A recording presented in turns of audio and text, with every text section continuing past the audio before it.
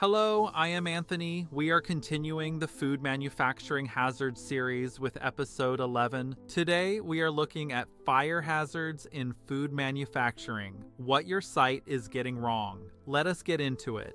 Every fire in a food facility has a paper trail. Someone saw the hazard, someone signed off anyway. Fire is the single biggest cause of property loss globally.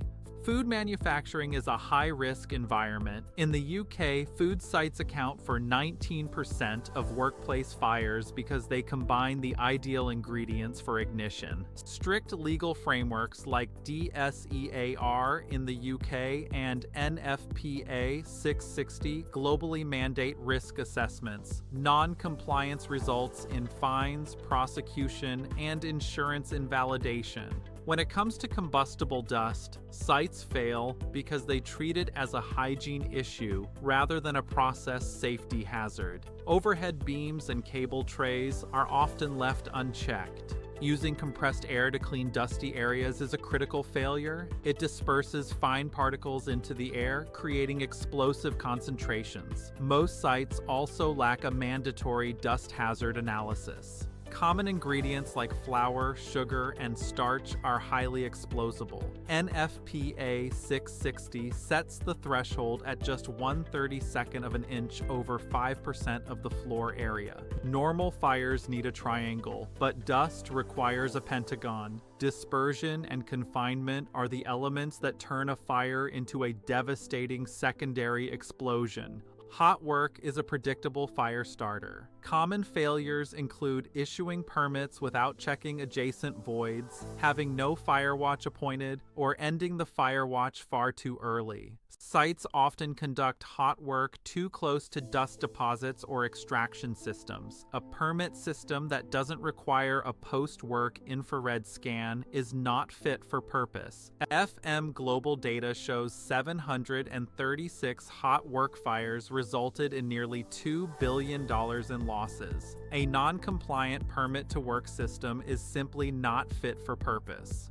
With ovens and fryers, the biggest failure is cleaning only visible surfaces. Without access panels, you cannot inspect the duct runs where grease invisibly migrates. Many sites use the wrong extinguisher type at fryer stations or exclude extraction fans and roof units from their cleaning scope. This allows grease to build up to dangerous levels. Oil fires require Class K wet chemical extinguishers, not CO2 or water. Extraction systems must be cleaned to bare metal to prevent grease-driven audit failures. Electrical faults are a primary ignition source. Look out for overloaded circuits, water ingress from washdowns, and loose terminals that cause arcing.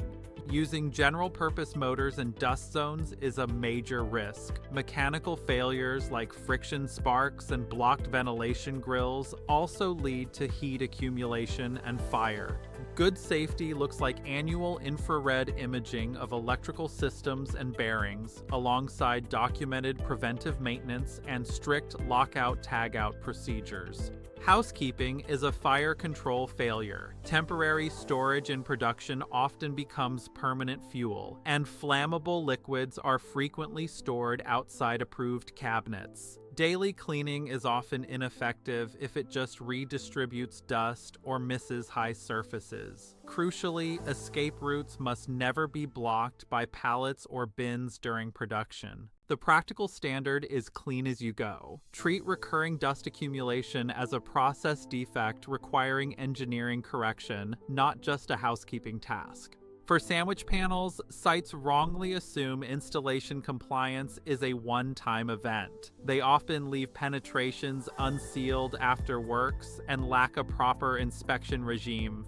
Insulated sandwich panels with combustible cores can produce rapid fire spread, ensure fire doors are never wedged open, and intumescent seals are intact. Fire protection systems only work when maintained. Obstructed sprinkler heads, frozen dry pipe systems, and misaligned fryer nozzles are common causes of system failure. In emergencies, staff often don't know how to isolate gas or conveyors. Evacuation routes are frequently blocked, and assembly points are often positioned downwind of hazards. Common response failures include excluding night shifts from drill programs and having no site-specific fire induction for contractors. The alarm is just the start. The response saves lives. Follow the race protocol. Rescue, alarm, confine, and extinguish or evacuate. Remember, oil fires need Class K, and dust fires require reduced pressure water hoses.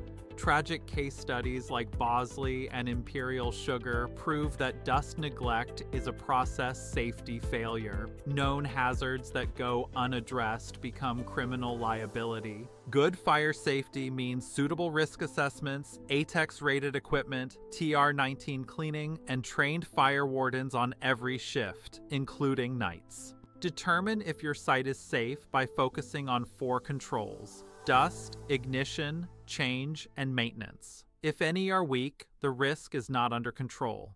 Thank you for watching. If this video was useful, share it with your team. Subscribe to the Toolbox Ready HSE channel on YouTube for new safety content posted regularly. Nobody gets hurt. Everybody stays healthy. See you in the next one.